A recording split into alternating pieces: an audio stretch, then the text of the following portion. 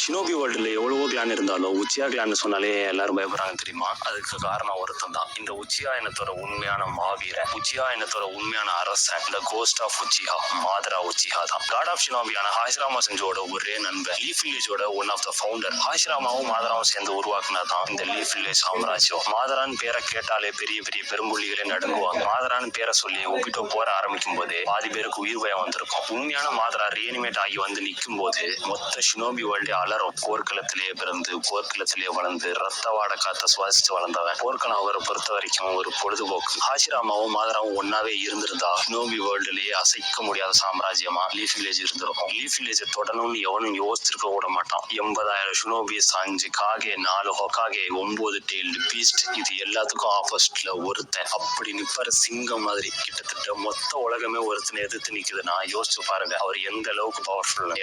shinobi வேர்ல்டுல எவ்வளவு